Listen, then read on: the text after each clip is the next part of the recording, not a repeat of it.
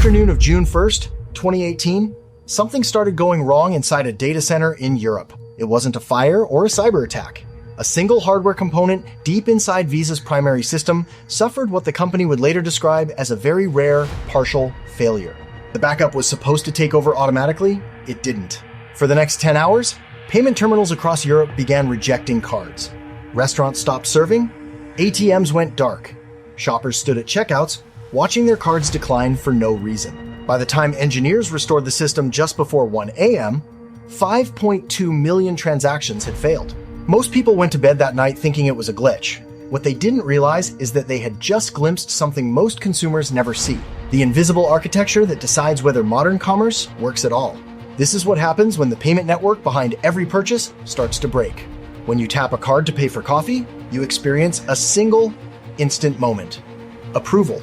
But behind that moment, a choreographed sequence is racing across the planet. The first stage is authorization. Your card data leaves the terminal, travels to a merchant's acquiring bank, then routes onto a card network like Visa or MasterCard, which forwards the request to your issuing bank.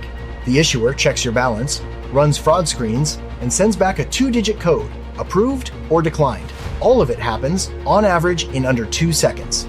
But authorization is just permission. No money has actually moved. The second stage is clearing. At the end of each business day, merchants batch up their authorized transactions and send them through the network. The network calculates what every bank owes, every other bank, applies interchange fees, and produces a master ledger of who is paid what.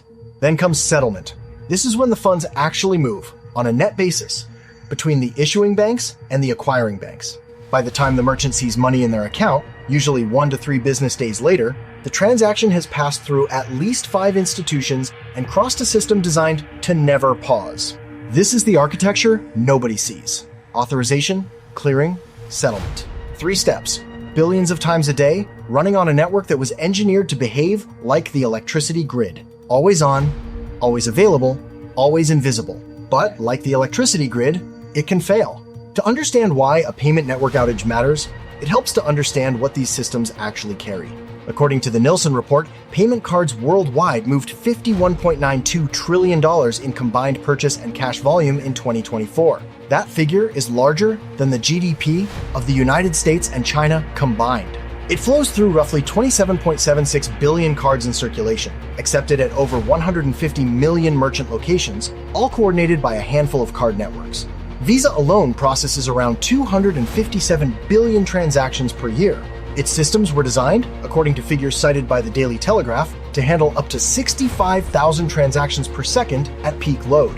That's not a theoretical maximum. It's the daily floor of the system that keeps fuel flowing into trucks, groceries flowing into homes, and payroll flowing into accounts. MasterCard runs in parallel, processing tens of billions more. UnionPay dominates in China. American Express, JCB, Discover, and Diners Club fill in the rest. The Nielsen report projects that the major global brands will collectively process roughly 891 billion transactions per year by 2027. The infrastructure that handles all of this is essentially invisible to the public. There is no Federal Reserve building for credit card networks, no power plant, no airport-style hub anyone can point to. It exists as data centers in Ashburn, in London, in Singapore, cables under oceans, routing protocols nobody outside the industry can name. But every time you order food, refuel a car, or pay rent through an app, you are riding on top of that infrastructure. And the system only works as long as those data centers keep talking to each other. Which brings us back to June 1st, 2018. According to letters Visa later submitted to the UK Treasury Select Committee, the failure originated in a single switch inside one of the company's European data centers. Visa runs primary and secondary data centers precisely so that one can take over for the other instantly. But on that day, the failure was partial. The damaged switch didn't go fully offline, so the secondary system never received a clean signal to take over. For 10 hours, the network limped. Of the 51.2 million transactions attempted across Europe during the outage, 10% failed outright. In the UK alone, 2.4 million payments collapsed, affecting 1.7 million credit and debit cards. Visa's chief executive at the time apologized publicly, saying the company's goal was to ensure payments worked 24 hours a day, 365 days a year, and that they had fallen well short. But here is the more uncomfortable truth. According to public outage trackers and payment processors, smaller disruptions happen all the time. Stand-in mode failures, authentication degradation, routing issues on Visa Platform Connect. Connectivity problems with payment processors.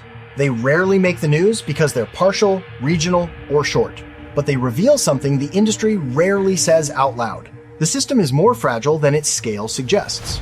A 2023 outage on Visa's authorization network, while only about 45 minutes long, was described by one industry analyst as the longest in recent memory, despite Visa having 7 layers of redundancy. The fact that 45 minutes was considered remarkable tells you the standard the system is held to, and it tells you what's at stake when it slips. Because when authorization fails at scale, the cascade starts immediately. Merchants without offline modes stop selling. Consumers without cash can't transact. Vending machines, parking meters, transit gates, and self-checkout lanes all stop accepting payment. In countries where cash use has collapsed, even brief outages can lock people out of basic commerce. Sweden, where most retail transactions are now cashless, has reportedly encouraged citizens to keep emergency cash on hand, specifically in case payment networks go down. The UK has had similar conversations. The infrastructure that was built to be invisible is being recognized as critical, in part because there's almost no fallback when it fails. The card networks themselves are aware of this. Their entire engineering philosophy is built around redundancy, multiple data centers, layered failovers, parallel processing paths. Visa's stated availability target is essentially constant. MasterCard's is similar. The system rarely breaks, but the stakes get larger every year. The Nielsen report tracked $33.83 billion in global card fraud losses in 2023, and projects cumulative losses of more than $400 billion over the next decade.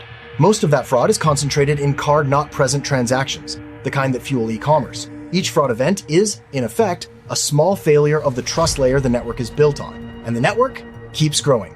By 2029, the Nielsen report projects more than 31 billion payment cards will be in circulation worldwide. Every one of those cards is a permission slip to pull on the same shared infrastructure. This is the choke point logic that defines so much of modern commerce. The Strait of Hormuz for oil, undersea cables for the internet, a handful of card networks for payments. When the throughput is enormous and the alternatives are few, even brief disruptions ripple outward fast. In 2018, 10 hours of partial Visa failure cost European businesses millions of pounds in lost sales, stranded travelers, and reputational damage that persisted long after the technical fix.